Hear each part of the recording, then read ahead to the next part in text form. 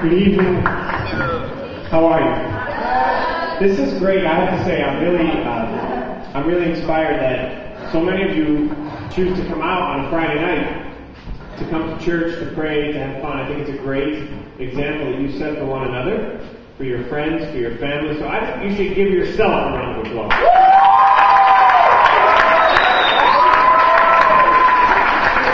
And I think you should give your leaders and your coordinators a round of applause.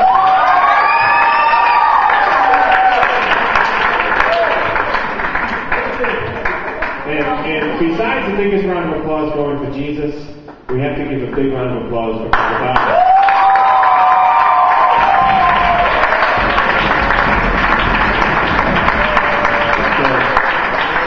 I think, what I want to talk to you a little bit about tonight, just for a few minutes, ties in with what you just did. Not choosing hatred and death, but choosing love and life. And let me just tell you, I'm going to begin by telling you a brief story, a true story, which will lead to really the main point that I want to talk with you about. It's a story about a woman. And the woman's name is Immaculée. Beautiful name. Her last name is Ilibagiza. She was born in Rwanda, so she's an African name. Her name is Immaculée Ilibagiza. Some of you may or may have not heard of her. She's written a few books, and she goes around the country, even around the world, speaking. And Immaculée grew up in the country of Rwanda. Rwanda is in Africa. And she was living in Rwanda in the early 1990s. Now, if any of you studied history in school, do any of you know anything what happened in Rwanda in the early 1990s? Yeah, a great evil, huh? There was a great evil that happened in Rwanda. There were two tribes that were fighting. The two tribes that were fighting, and one tribe, because they hated so much, decided to kill as many people in the other tribe as possible. And so, in 3 months, almost 1 million Rwandan people were killed. Just in the streets and in their homes and in their neighborhoods. It was a horrible, horrible, horrible evil. And Immaculée grew up in a very Catholic family. She had a few brothers and her parents, and her parents knew that things were going to start to get really bad, and that this killing was going to begin in their village. So what her parents decided to do was to send her away to a friend, a pastor, a Protestant pastor, and they told her, Immaculée, walk to his house, he'll protect you. So she walked 5 miles to their friends, this Protestant pastor, and he hid her in his house. Now, in the meantime, this killing was increasing. And do you know, Immaculée's whole family was killed, except one brother who was in another country. Her whole family was killed. And this Protestant pastor hid her and 7 other women. What he did is he took them upstairs into a small bathroom in his house. It was a tiny, tiny bathroom, a little bathroom about 4 by 4, tiny. They hid in that bathroom for 3 months. 3 months. And they stayed in that bathroom. And he would bring them food every day. And they could literally hear this killing going on around them. And during this time, something, even though there was a lot of evil happening, something deep was happening in Immaculée's heart.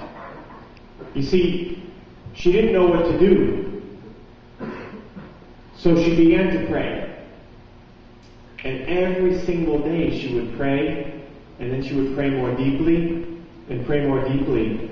And something began to happen in her. One, she had to begin to face the anger that she was feeling. She was feeling a lot of anger towards the people who were killing.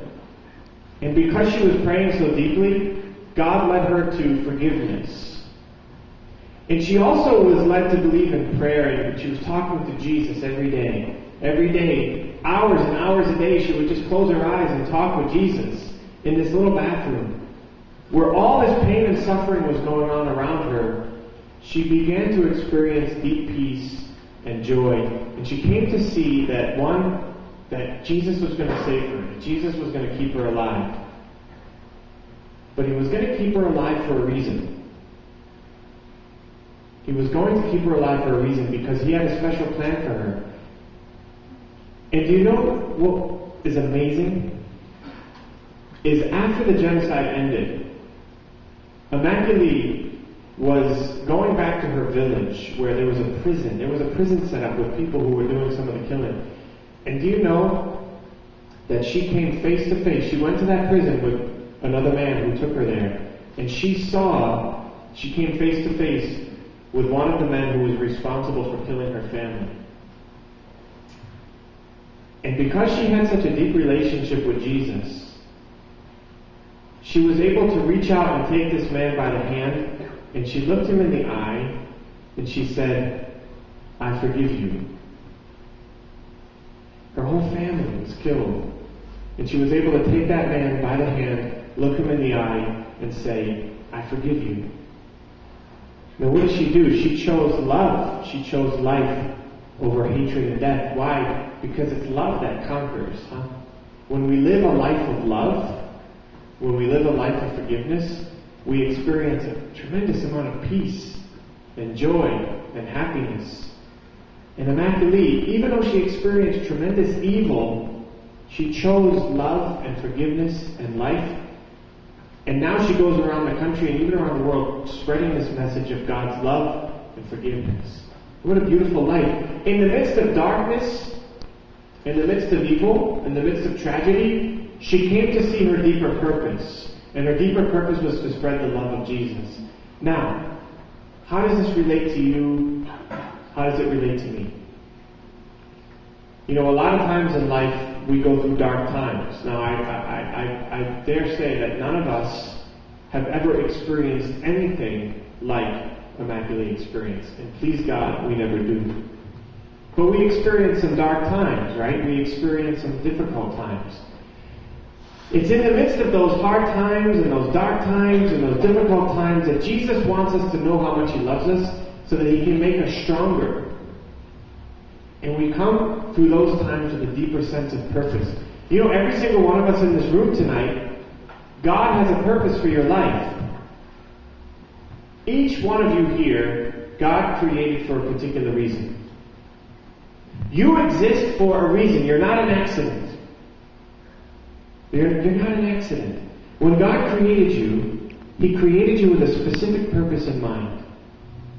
He wants you to be an instrument of love, of life, of peace, of joy, just like the prayer that we prayed at the beginning. Lord, make me an instrument of your peace. God has a specific plan for you. Now, some of you may not know what that plan is, and that's okay. Some of you maybe have an idea of what God might be asking you to do. Some of you might be in the midst of darkness and confusion, and you wake up every day and you're like, I don't know why I'm alive. Why am I alive? Why am I here? What's my purpose? Every day is horrible. Every day there's a problem. Every day things go wrong. Don't you think that the Lord wants to make you stronger through those times? So God has a plan for you. And His plan is for you to live a life of love. And that love is lived in different ways. God calls each of us to love, but He calls each of us to love in a different way. Some of you will be called to that beautiful sacrament of marriage. Right? Most of you here will probably be married someday. Beautiful, holy vocation. Right? So, if you're called to be married, that's why God created you. He created you to be the best husband and the best father, the best wife, the best mother that you can be. The holiest father, the holiest mother that you can be. Like Mary and Joseph. Like the saints. So if He's calling you to be married, He's calling you to live a life of love in that way, in the church, in a deep relationship with Him. Most of you will be called to that. Here's another thought too. You may have discussed this before, but if you're called to be married, do you know that your future spouse is somewhere right now? Right? Ladies, your future husband is somewhere right now. Right? Somewhere. Gentlemen, your future bride